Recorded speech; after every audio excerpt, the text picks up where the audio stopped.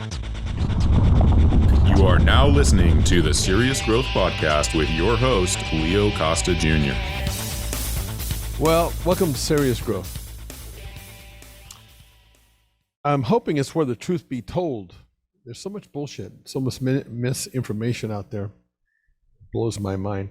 I think that, with you would think that with all the social media platforms that are out there, and it seems like it's much easier to get information. It is easier to get information, but it's also easier to get misinformation. So welcome to this segment. We're gonna see if we can set the story straight. I think about, actually this morning I just saw something on social media with, it was about a girl posted her body and it showed her posing and then a bad angle. It's the same person, but just with a different angle. And her body looked, I'm not gonna say like totally different, but it did look way different. And which goes to show you, it's like, okay, which photo do you believe? That's kind of my point that I'm making. Which one is the real, the real she, if you will? But there's so much of this garbage, this information that's out there that is, you would think that that people aren't really deceiving you or lying to you. But I'll give you an example of something that just came to mind. This goes back to, his name was a bodybuilder. He's a good bodybuilder too. It's not taken away from him as a bodybuilder. Casey Viator. And he was at that particular time working with Nautilus on some level. I'm not really sure, but they used him as the not the guinea pig, but the person who was on this program. And this is as it relates to training, and it's across the board, but training. And they were talking about the Nautilus way of training was like doing one set to absolute failure. So you would start, if you were doing a bicep curl, and it was like a count of 4 coming up. I think it was. I'm gonna be off a little bit on my counting. Count of 4 coming up, and then a count of something coming back down. It was like doing one set to failure, and that was the best way to train back then. And I don't even know how many times that they were requiring for you to train the body part, because generally we think about training the body part at least twice a week. And again, we'll talk about that too. But they used Casey Viator, and what they did, and this is how you deceive people. They took Casey Viator and they had him drop a bunch of weight over a period of time. This is what I'm told, and from more than one source. He dropped a bunch of weight, bunch of muscle along the way, because when you drop that kind of weight, you don't just drop body fat, you drop muscle weight, right? So what they did is that he dropped a bunch of muscle weight before he did this test with Nautilus. And then he went on this Nautilus program because they were pushing Nautilus in that style of training. Well, I don't know what the length of time was, but Casey Viator in this claim that they made using Nautilus, using one set to failure, he gained something like 63 pounds of muscle. Can you imagine that? And it was like over like a short period of time. Well, if you're somebody who's an average reader, somebody who's kind of new in the industry, when you see that, you can see how that could very much influence you. As a bodybuilder, who in the hell wouldn't want to put on 63 pounds of muscle in that length of time? It was like, really? But they deceived you because of the fact that he did that. He dropped all that weight ahead of time, and then he went on the program. Well, your body, when you drop, I can tell you this from competing, even when you're doing dieting the right way, your body will lose, for every 3 pounds that it loses, it'll lose 1 pound of lean weight, muscle weight. That's in the best of circumstances. And I would tell you that's, and also using drugs, because your body, especially as you get closer to 0% body fat, which you're not going to get to, but as you're getting closer to 0%, the body starts shedding even more muscle. Okay. So a lot of that muscle that you shed, and I can attest to this, when you start putting, that's like getting ready for a show. So you go onto an off-season training, that muscle that you've dropped through your dieting process will come back immediately. It comes right back. So Just knowing that, okay, that's science, that's physiology.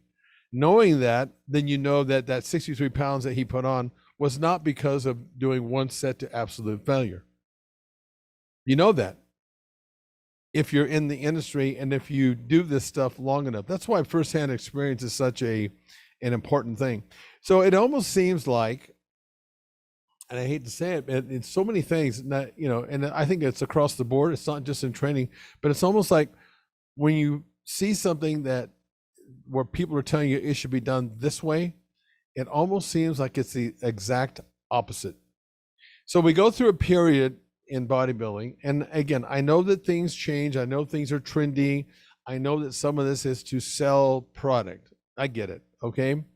It's just that I guess I'm looking at it now from not only an athlete that's in the sport, I'm looking at it from somebody who's reading information, to get good information. But it almost seems like you should do the opposite. For example, like in this case, what I'm talking about with Casey Viator and Nautilus. We know now through, based on the way your physiology works, that going to absolute failure, one set, is not the most efficient way to put on muscle weight. We're talking about being efficient. We know that. And then, of course, let's not even mention the people that were going on that program. And I did it for a little while. It exposes you to a tremendous amount of injury because of the ultimate stress. I mean, when you're doing a negative, you're doing a positive, but then you're doing a negative as a part of that exercise, there's so much stress on ligaments and tendons that people were getting hurt like crazy. And you get tendonitis. I mean, you don't last. That was not the most efficient way to put on muscle weight, is my point. And then it goes to where people, when they were training, they started saying, well, you should train a muscle once every 4 days. And it's like, okay, again, keep in mind, there's always something coming down the pipes. It's like the next best thing since sliced bread.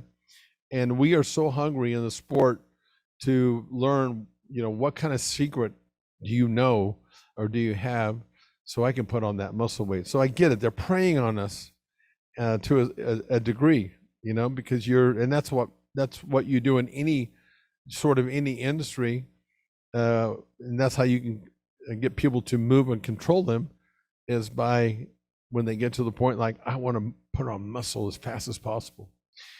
And so we went through that period where it was like train once every 4 days, and the whole point of that was to get full recovery. You want to be fully recovered before you go into the next workout.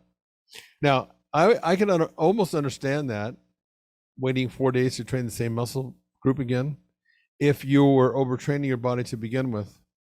If you're training your body past an hour in the gym with weight training, your chances of overtraining are increasing, especially when you go past the hour.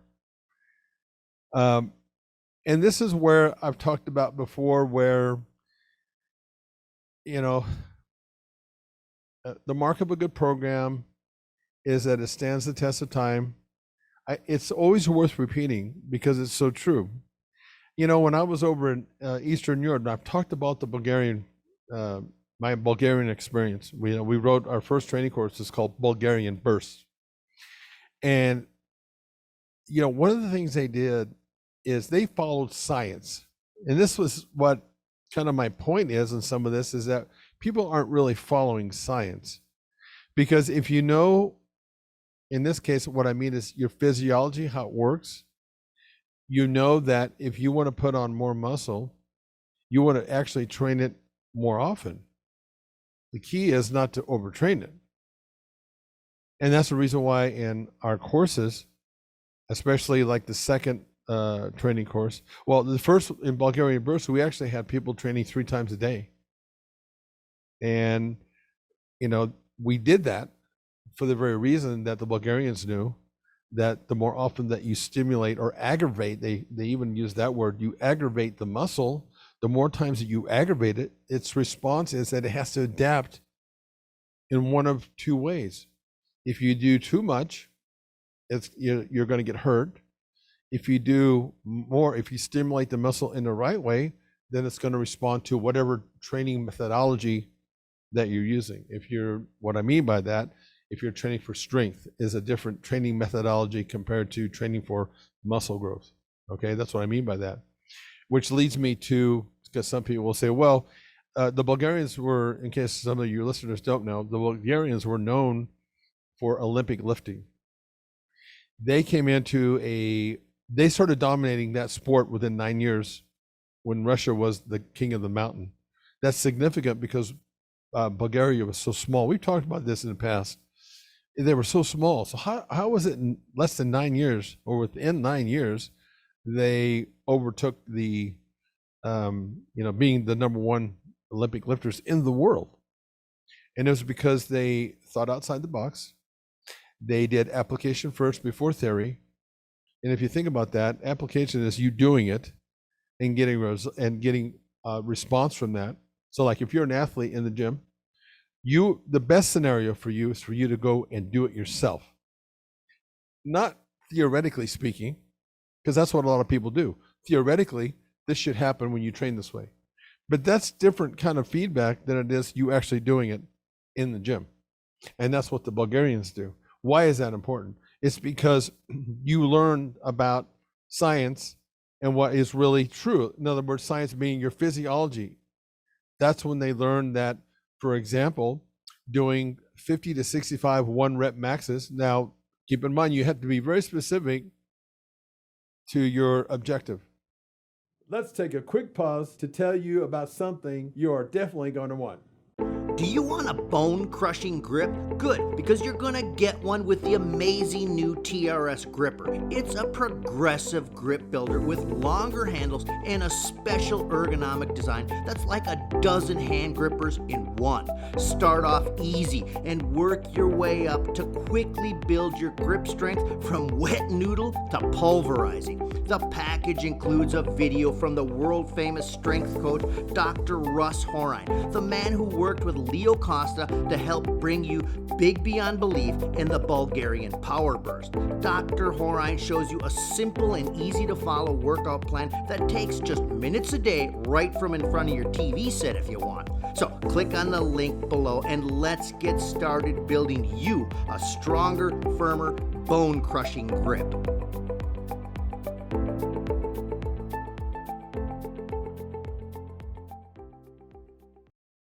Because that'll make sense for those who are going, well, they're Olympic lifters. How does that apply to bodybuilding? It's because you have to state the goal. So they had the information, and what they did is they would train five times a day.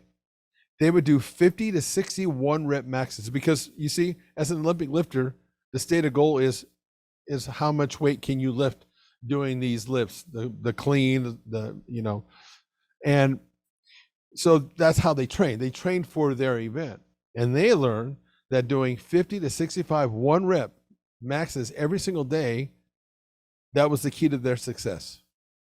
And when I was there, I was asking them, so how does that apply to me as somebody who's coming over here as a bodybuilder?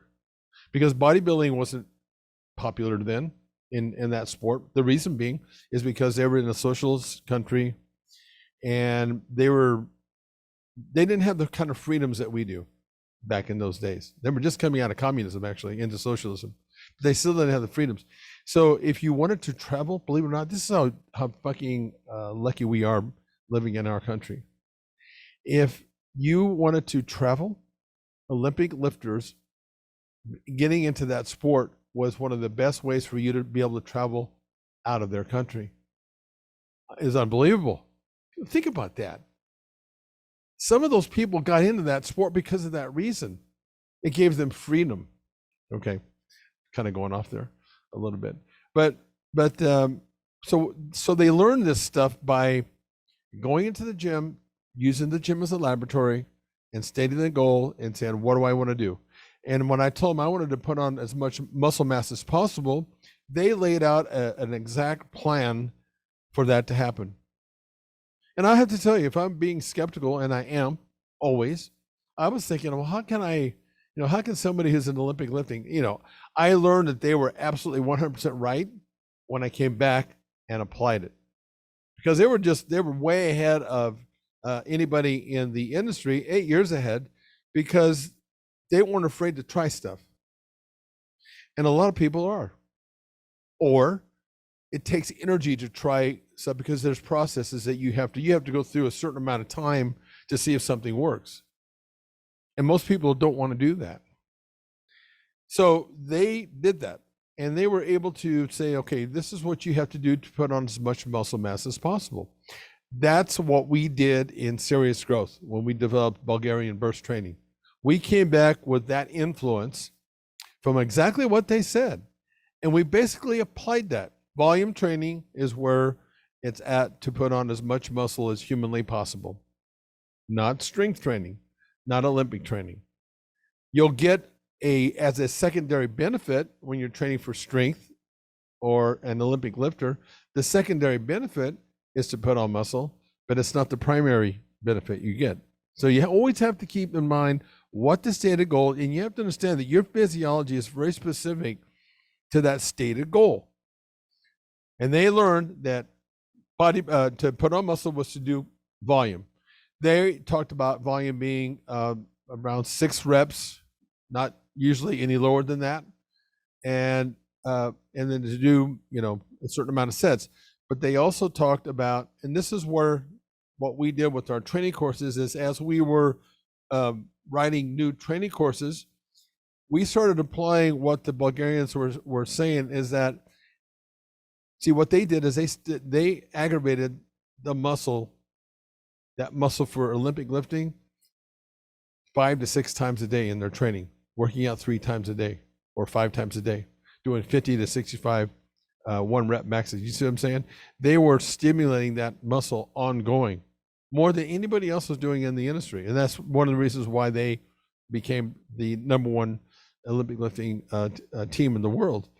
So we applied that in our training courses. So what we did is, as we went along past Bulgarian bursts and we got into Serious Growth, because they were all evolutions, and then we started applying, and the people that have purchased our courses, they'll remember that we had we call them specialization routines. And we also talked about hyper acceleration and hyper adaptation. And all that means is that we would do because it takes 21 days for your body to start adapting to a training regimen. So we based that on the physiology when we created these training courses. So hyper acceleration, think about that. Hyper acceleration is pushing the body in a way that you haven't been pushing it in your normal training regimen. So we accelerated, we pushed the body, we aggravated the muscle more often, we trained it more often, we trained it more than twice a week, more than 3 times a week.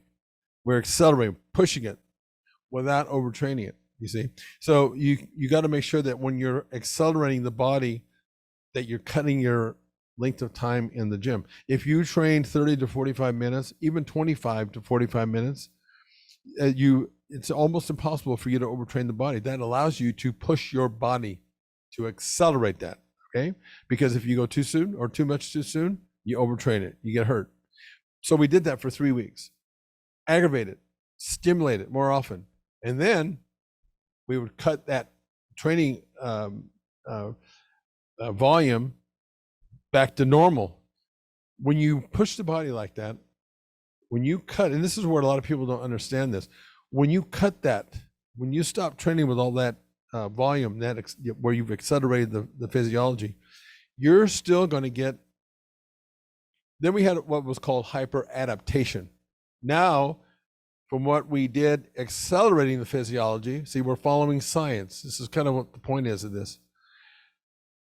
Then we cut it back to our normal training. Your body had so much momentum because, you see, your body has to adapt to its environment, because if it can't, it either overtrains or it adapts to that stimulus.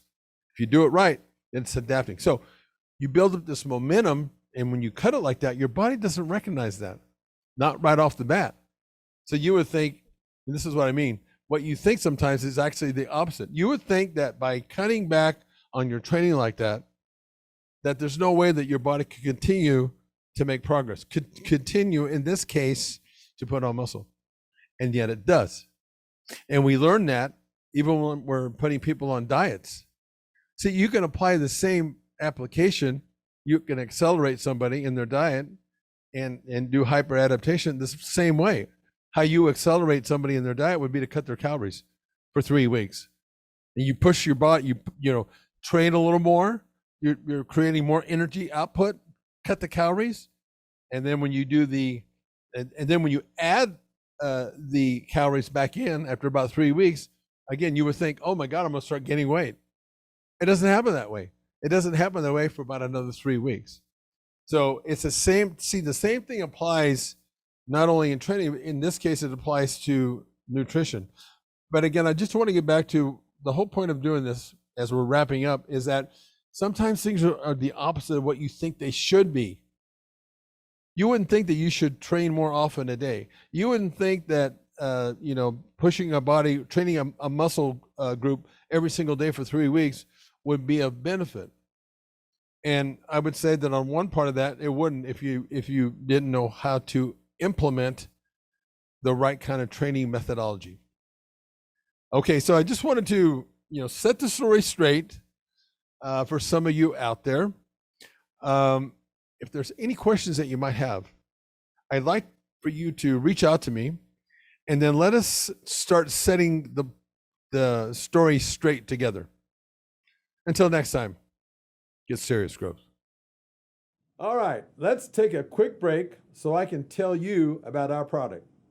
Do you want a bone-crushing grip? Good, because you're gonna get one with the amazing new TRS Gripper. It's a progressive grip builder with longer handles and a special ergonomic design that's like a dozen hand grippers in one.